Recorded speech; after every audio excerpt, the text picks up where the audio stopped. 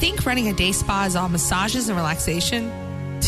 There is nothing relaxing about owning a day spa, but we're here to help. Serious spa owners know that being in the spa business isn't for the weak. It takes hard work, planning, and just a bit of luck. We should know because we've owned a successful day spa for over 20 years. Now we're opening up our playbooks and giving you the business insights to run your day spa rather than letting it run you. This is a Spapreneur podcast with Lynn Graves and Ramona Rice. What's up, Spapreneurs? Hi. We're sounding really jolly, I know, but it's been so dreary and cold and yucky, and really, neither one of us are very happy. We need to get some super caffeine or something. That or massage. Red Bull. No, I had a massage, and I'm still working out. I know. Oh my God, my body's not changing, but all these muscles are popping up and saying, "Hi, here I am." We are the Spapreneurs. I'm Ramona Rice. That's Lynn Graves. Hi. Or otherwise known as my mom, and we have owned a successful day spa for 20 years. I am definitely her mom. Okay, while she was setting up, when we say we record this out of a closet, we are in the closet. Her bed was not made. I made her bed. I just, it's the mother in me. You got to go there sometimes. So, yes, 36 years old, and I have made her bed. Yes, right. And I thank you because you do it way better than I do. But you just do. It's that attention to detail that's so nice. And we're busy at the spa, which is a good thing. Oh, yeah, really busy, especially on those federal holidays. We love those federal holidays. Yay for people not working and wanting to get rubbed instead. Yeah, but, the last one, MLK, almost caught us by surprise because we should have been prepared Saturday, Sunday also with enough therapists, and we dropped the ball, folks. We dropped the ball, and we didn't realize that because we'd had snow days. We have little critters running around here, meaning the tiny humans, and so that's why you need a business plan. Just mapping out just the federal holidays. Even your short business plans. If you're still intimidated by that business plan, just look at your federal holidays, get your ducks in a row, and decide what you want to do during that time. So now that we're all busy, yay. But you know what, Mona? I've noticed something. What? These clients are coming in, and I guess the therapists are getting lazy because they do not say the words, "I'd like to see you again in 2 weeks." Yeah, it's amazing when we have these kind of federal holidays or the big Valentine's Day coming up. You're going to get a lot of people coming in for the first time to see you. Or the annuals. They make the annual appearance, and they expect you to remember them, too. It's like, yeah, sure, Joe. I remember you.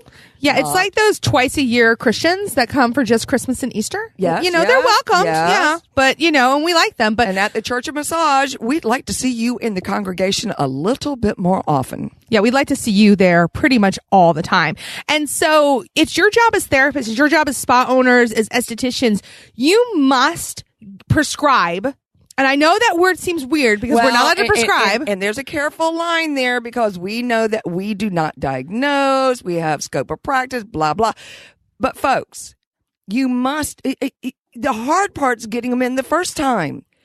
After that, it should be easy. Yeah, you have to set up a system where it's easy for them to understand the value of them coming in regularly, what they're going to get out of it, and you need to make it stupid easy for them to come back. So we're going to talk about today some best practices to rebook those clients because, like Lynn said, you have worked so hard to get them in the door. You've paid for advertising. You may have given some charity gifts massage away. You have a referral program.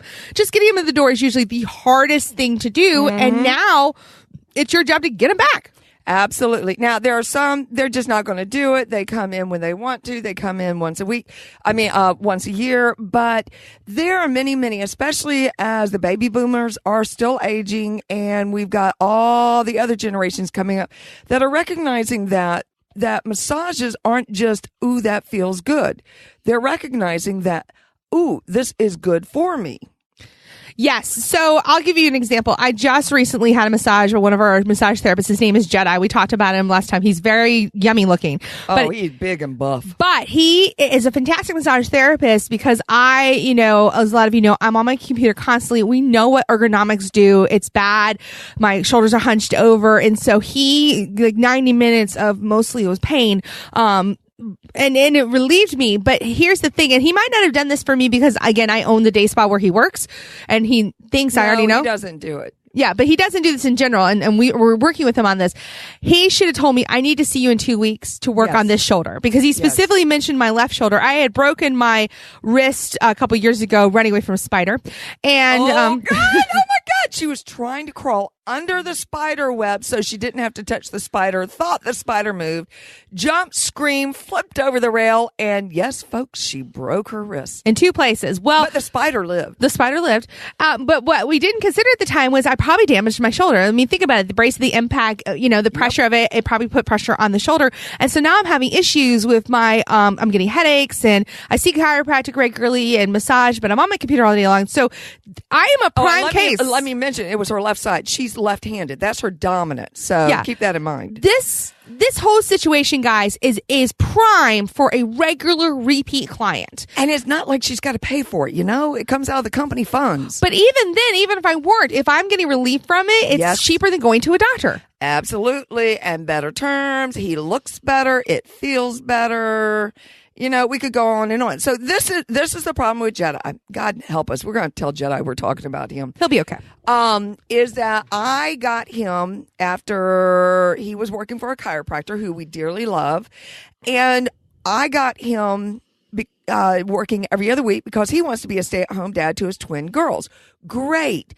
But what we didn't factor in is he never had to rebook anything there. The doctors did that, and the front desk did that because it was a medical practice type of situation. So the words, you need to come back, never occurs to him because that was up to the doctors. Now the power is in his hands, literally. Yeah, and the same goes for you guys. Massage schools do a really bad disservice, in my opinion. They do great on hands-on techniques and things like that, but they don't do enough for business planning. And it's very frustrating because I know a lot of you want to rent a room, or you don't want to work for a massage envy. And trust me, we get it.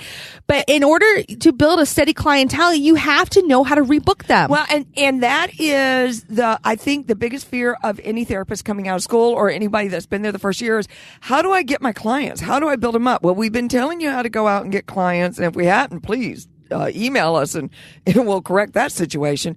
But once you get them in the door, you want to keep them. It's a numbers game again. We talked about this last time. It's a numbers game. For every 5 clients you see, 3 of them should become regulars.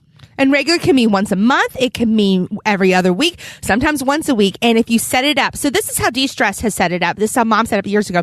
She started way before there were any kind of membership or anything. Hell, there were no other massage places around here. Remember, I was a massage parlor. That's right. So she did something we called them prepaids. And basically, if a client bought 4 or more, they save $5 of each service. Guess what, guys? It's the same program we're running today. Well, that's because they wouldn't let me stop doing it. That was supposed to be a Christmas special. And then when I said after Christmas, oh, no, that was a Christmas special. My God, the whining that went on. It was really, you bunch of whiners. I'm only charging $25. Now you went down to $20. So I took the fee up to $30 and I still charged them $5 off.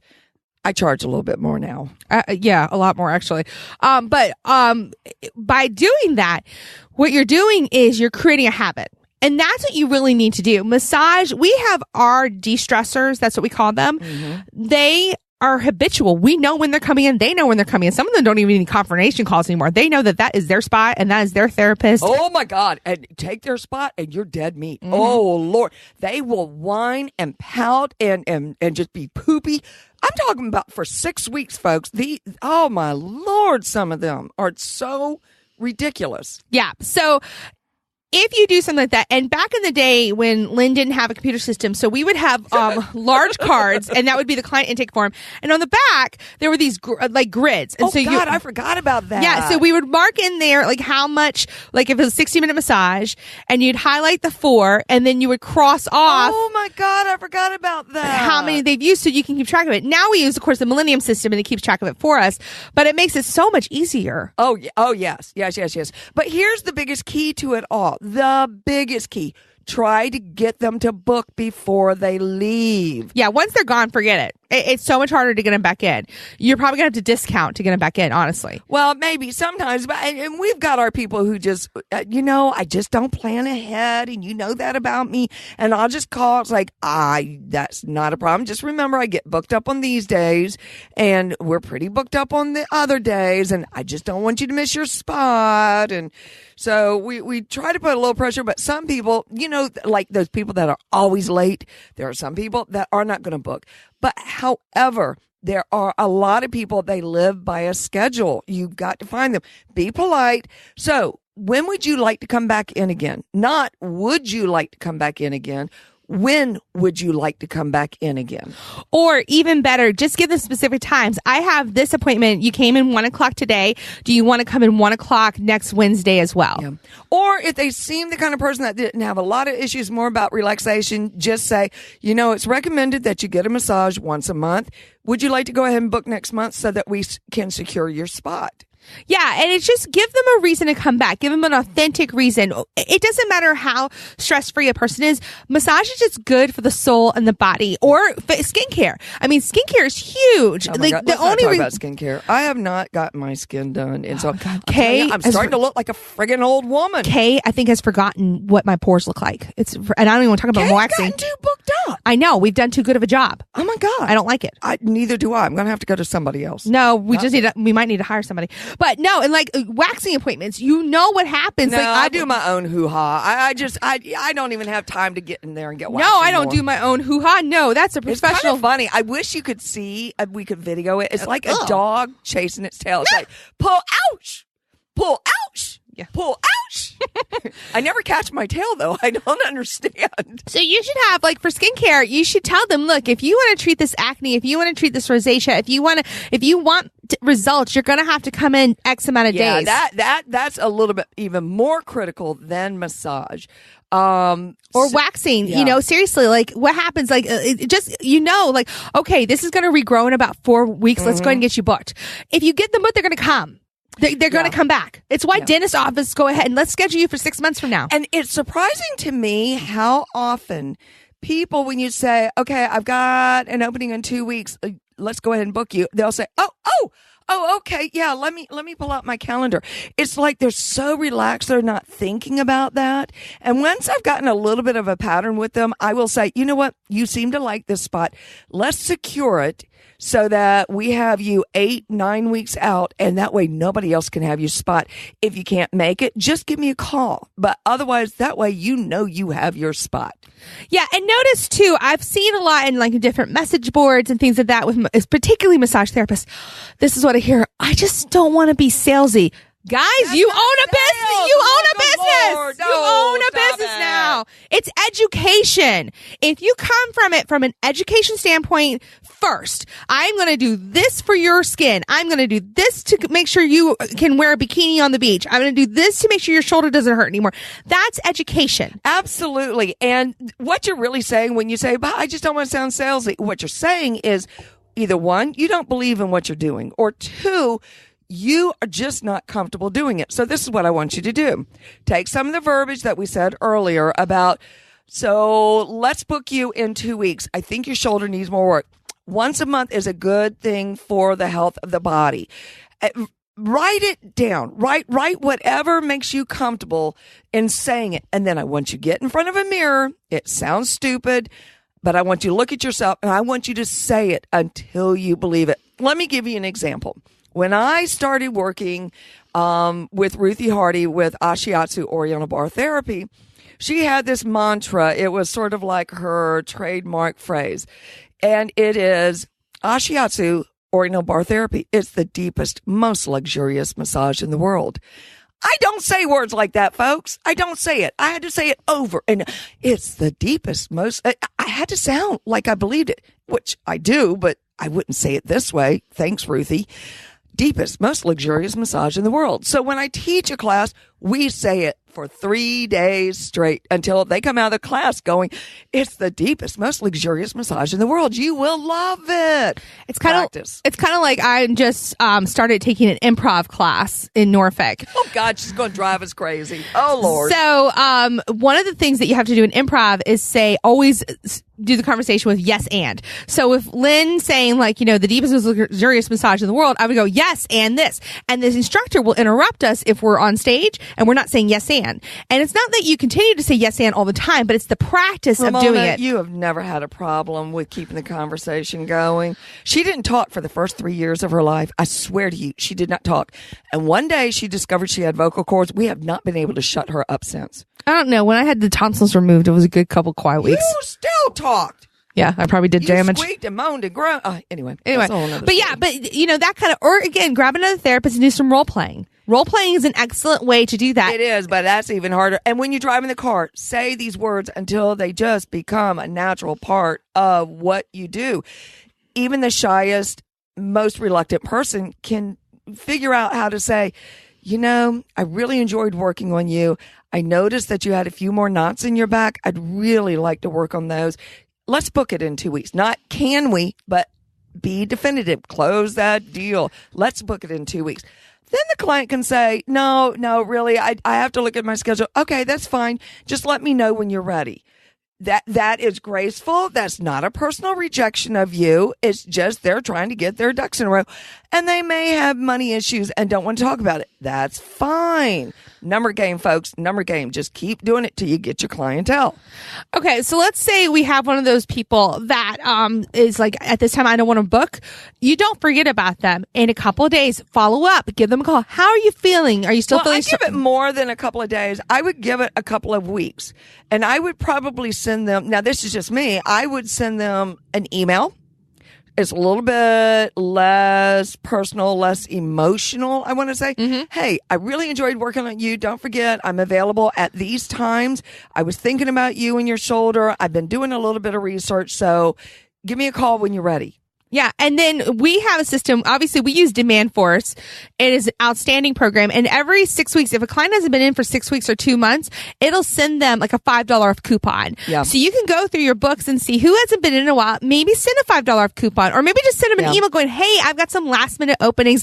Do you want a massage? There are going to be those people that will take advantage of last minute openings, but won't set reoccurring. Yes. Guess what? Those are still like retained clients. As long as they've been at your spa before and they come back, that's a retained client. That's what you really want to build your business on. Let me throw this out there to you. If you have 4 or more therapists working together, whether you own the business or y'all are in a practice where you sort of cohabitate together, it is still worth it to look into Demand Force, DEMANDFORCE. It's about $400 a month. Still worth it. Divide out the cost. It is our number one driving advertising part of our business. So because of the reviews, they do independent reviews. I cannot express to you how important they are.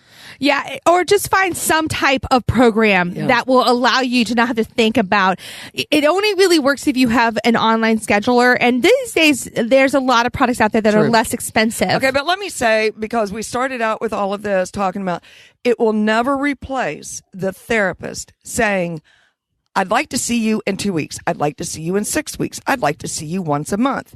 And then letting the front desk staff know that. Now, we have a therapist that refuses to do this. What do? Then we now have the front desk therapist saying, so, Joey, when do you want to see Ruthie again? And now it puts the onus on them to tell you when they want to see them back. So it's a conspiracy, yes, but it's a conspiracy for the good health of all.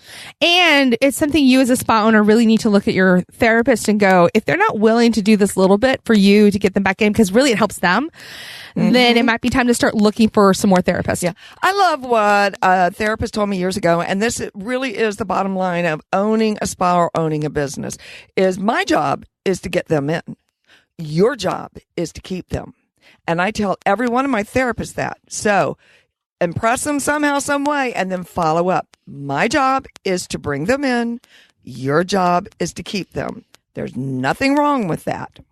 If you want more examples and more advice on how to do this, definitely check out Spapreneur.com. We've gotten a lot of great feedback on our free 100 things you can do to improve your spa for under $100. Fun. So thank you, everybody, for downloading that free guide. It is completely free. It's all things that Lynn and I have personally done in the spa. Everything from replacing paper towels to washcloths in the bathroom. P.S. We did that because it was cheaper for us. Yeah, and it looks more elegant, and you know you've done something right because then everybody else starts copying you. Yeah.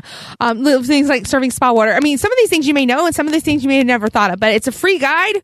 You don't have to do anything but just send us your email so that we can. And if you have a suggestion we've not thought of, please send it on. We love, always be teachable. Yes, always be teachable, and we love our Spapreneurs. So again, head to spapreneur.com, and we will talk to you guys next week. Bye. Need more actionable steps to get your spa headed in the right direction? Head to spapreneur.com, where we've got the tools, tricks, and methods to making your spa as successful as it can be. Spapreneur.com.